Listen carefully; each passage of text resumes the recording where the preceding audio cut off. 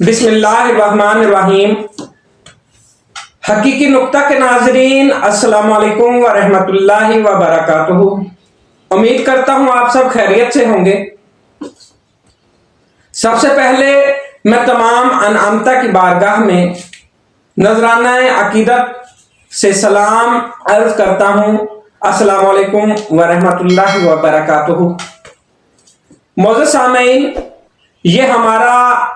چھوٹے چھوٹے نکات پر بات کرنا انشاءاللہ زندگی بھر جاری و ساری رہے گا، اور میں خواہش اور کوشش ہے میری کہ آپ تمام دوست اس کو سبسکرائب کریں، لائک کریں، شیئر کریں اور کمنٹس کے ذریعے اپنی آراء سے آگاہ کیا کریں۔ اور آج کا جو نقطہ ہے، قدر نبی دا ایک ہی جانن دنیا دار کمینے، قدر نبی دا جانن والے سوں گئے وچ مدینے۔ تو محترم، ہم جب بات کرتے ہیں آقا کریم صلی اللہ علیہ وآلہ وسلم کی ذات اقدس کے بارے میں، تو دیکھیے کہ کس طریقے سے جو نبی مکرم صلی اللہ علیہ وآلہ وسلم کے پروانے ہیں، شاکان رسول صلی اللہ علیہ وآلہ وسلم ہیں، کہ رسول اللہ نے فرمایا کہ سب سے افضل صدی میری صدی ہے، اور کائنات کے سب سے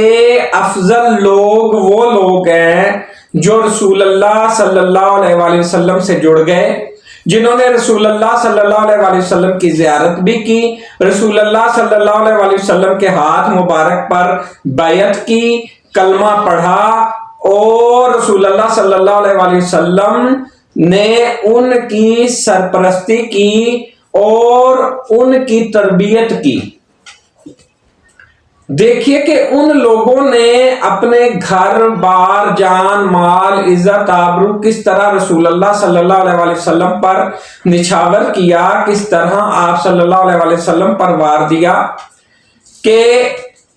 اگر ہم صدیق اکبر رضی اللہ تعالیٰ عنہ کی بات کریں تو کوئی موقع ایسا نہیں کہ جب صدیق اکبر رضی اللہ تعالیٰ عنہ جو ہے انہوں نے بڑھ چڑھ کر رسول اللہ صلی اللہ علیہ وآلہ وسلم پر اپنا گھر بار جو ہے وار نہ دیا ہو، حتیٰ کر دیواروں پر جو ہے وہ دیواروں پر ہاتھ مار کر پھیر کر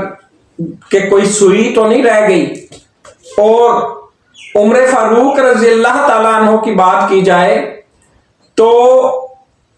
آپ نے والہانہ انداز سے اپنے آپ کو رسول اللہ صلی اللہ علیہ وآلہ وسلم کے لیے پیش کیا، اور رسول اللہ صلی اللہ علیہ وآلہ وسلم نے فرمایا کہ جس قدر آسمان پر ستاروں کی تعداد ہے، اسی قدر عمر کی نیکیاں ہیں۔ اور عمر فاروق صدیق اکبر رضی اللہ تعالیٰ عنہ کو کہہ رہے ہیں کہ وہ جو غار ثور کے اندر آپ نے ایک رات رسول اللہ صلی اللہ علیہ وآلہ وسلم کے ساتھ گزاری، آپ میری ساری نیکیاں لے لیجئے اور وہ مجھے ایک رات کا جو اجر و ثواب ہے وہ مجھے دے دیجئے۔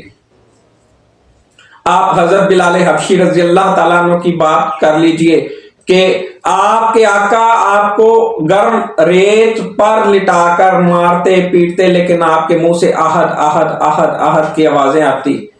حضرت سلیمان فارسی جن کی کم و بیش عمر 450 سال بتائی جاتی ہے، کہ آپ جو ہے حضرت عیسیٰ علیہ السلام کے زمانے سے تعلق رکھتے، اور تب آپ کو پیش گوئی ہوئی کہ ایک عرب کے علاقے میں آخری نبی آخر الزمان آئیں گے، اور آپ جو ہے وہ اس انتظار میں زندگی کو بسر کرتے کرتے کرتے کرتے جو ہے وہ رسول اللہ صلی اللہ علیہ وآلہ وسلم تک پہنچ گئے، اور رسول اللہ صلی اللہ علیہ وآلہ وسلم کی جو ہے وہ اس قدر خدمت میں کوشاں ہوئے کہ آپ اپنی داڑھی مبارک سے جو ہے بی بی زہرا کے گھر کی صفائی کرتے۔ اسی طرح سے آپ نے نوازا کہ آپ نے فرمایا کہ سلیمان فارسی میری اہل بیت سے ہیں۔ پھر اصحابہ کرام کی محبت دیکھیے کہ رسول اللہ سے اس قدر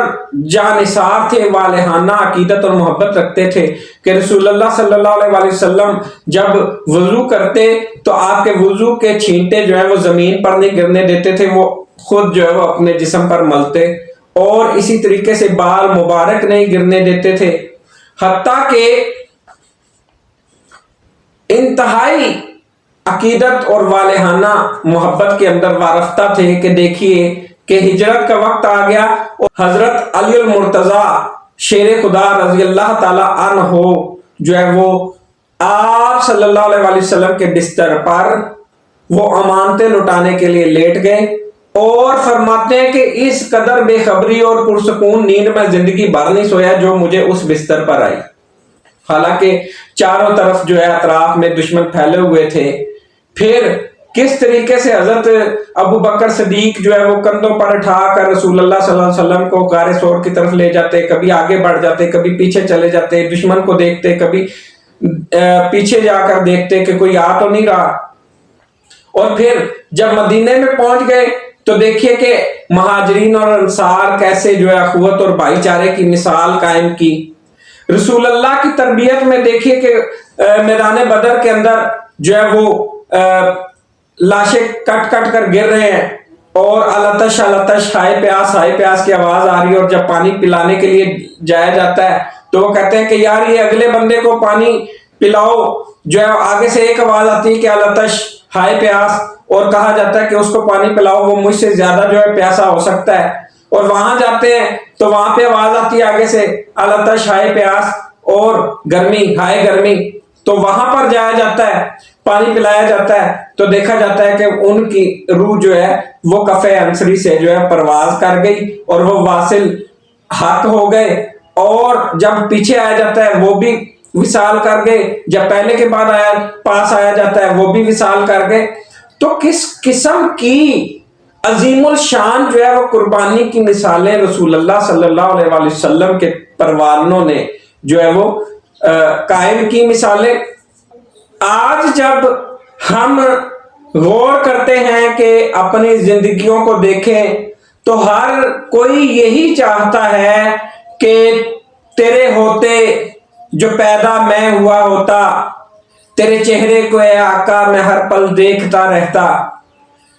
ہر کوئی یہی چاہتا ہے کہ وہ رسول اللہ صلی اللہ علیہ وسلم کے زمانہ اقدس کے اندر پیدا ہوتا، لیکن آیا کہ کیا ہم نے اپنے کردار کو اس قدر مستحکم اور منظم کیا ہے، کیا کردار کو پروان چڑھایا ہے کہ ہم رسول اللہ صلی اللہ علیہ وسلم کے عاشق کہلائیں اور کہا جائے ہمیں کہ یہ واقعی سچے اور پکے عاشق ہیں؟ آج ہم نعرہ رسالت پر یا رسول اللہ کے نعرے تو لگاتے ہیں، لیکن کیا ہم دوسروں کے حقوق بھی پورے کر رہے ہیں؟ کیونکہ رسول اللہ صلی اللہ علیہ وسلم کی پوری زندگی دوسروں کے حقوق نبھاتے نبھاتے گزری۔ رسول اللہ صلی اللہ علیہ وسلم نے اپنی زندگی سے ثابت کر دیا کہ کسی ایک کا بھی آپ پر حق نہیں، اور تو آپ صلی اللہ علیہ وسلم نے فرمایا کہ اگر مجھ پر کسی کا حق ہے جو میں نے ادا نہیں کیا تو وہ صدیق اکبر رضی اللہ تعالیٰ عنہ کا حق ہے کہ جو میں اللہ کے ہاں جا کر کہوں گا کہ اللہ ان کا حق آپ ادا کیجیے۔ حضرت ابو بکر صدیق کا حق جو ہے وہ اللہ عطا کرے گا۔ اب یہاں پر اگر ہمارا کوئی مفاد سامنے آ جائے تو ہم رسول اللہ کی دین کو نہیں دیکھتے، وہ جو نماز ظہر یا عصر یا فجر پڑھ کر آئے ہیں اس کو نہیں دیکھتے، ہم اپنے مفاد کو ترجیح دیتے ہیں، دوسروں کو جو ہے وہ چاہے اس کا کتنا ہی خمیازہ اور نقصان بھگتنا پڑے۔ آپ ریسرچ کر لیجئے کہ 100 کا مفاد چلو کوئی چھوڑ دے گا، 200 کا چھوڑ دے گا، 500 کا چھوڑ دے گا کہ یار نہیں مجھے شرم آتی ہے، میں رسول اللہ صلی اللہ علیہ وسلم سے محبت کرتا ہوں اور مجھے یہ زیب نہیں دیتا کہ میں کسی کو نقصان پہنچاؤں۔ 1000 کا، 500 کا، 20-30 ہزار تک جاتے جاتے حتیٰ کہ 2-4 ہزار کی بات آ جائے تو بندہ جو ہے وہ بچھ جاتا ہے، بندہ کہتا ہے نہیں یار یہ پیسے ہاتھ سے نہیں جانے چاہیے، کوئی بات نہیں اللہ جو ہے وہ معاف کرنے والا ہے۔ نہیں دوست، سب سے پہلے یہ دیکھا جائے کہ کیا ہم نے اپنا محاسبہ کیا ہے۔ آج کسی سے کہا جائے کہ یار یہ ایسے ہے، ایسے نہیں کرنا چاہیے. وہ کہتا ہے اچھا مریں گے تو دیکھا جائے گا. اس سے پوچھا جائے کہ کیا مرنے کے بعد واقعی دیکھنے کے قابل ہم ہوں گے کہ ہمارے پاس میں کچھ ہوگا کہ ہم دیکھ لیں، کسی چیز کو ہینڈل کر لیں؟ تو دوست آج ہم صرف باتیں کر سکتے ہیں، لیکن پریکٹیکلی ہمارے کردار اس قدر منظم اور مستحکم نہیں ہے کہ ہم یہ دعویٰ کریں کہ رسول اللہ صلی اللہ علیہ وآلہ وسلم کہ ہم سچے عاشق ہیں. میں بھی عاشق بننا چاہتا ہوں، میں بھی رسول اللہ کا غلام بننا چاہتا ہوں. میں دعوت دیتا ہوں کہ آپ بھی رسول اللہ کے غلام بن جائیے. اور سچ کہتا ہوں کہ جب تک ہم روح پر ذکر کو نہیں کریں گے، دل پر ذکر کو نہیں کریں گے، روح کو اجاگر نہیں کریں گے، روح کو جگائیں گے نہیں، اپنے مادی جسم پر روح کو حاکم نہیں بنائیں گے، تب تک ہم نفسانی علائشوں سے نہیں بچ سکتے. زنا، کینہ، بغض، حسد، ان سے باہر نہیں نکل سکتے. اسی لیے میں کہتا ہوں دوستو، جو روحانی ذکر لینا چاہے اسے چاہیے کہ وہ میرے واٹس ایپ نمبر پر رابطہ کرے 031959613119 پر، اور میں پھر اسے بتاؤں گا کس طرح اپروچ کر کے وہ ہم سے ذکر حاصل کر سکتا ہے. اس کے ساتھ اجازت چاہوں گا. السلام علیکم ورحمۃ اللہ وبرکاتہ.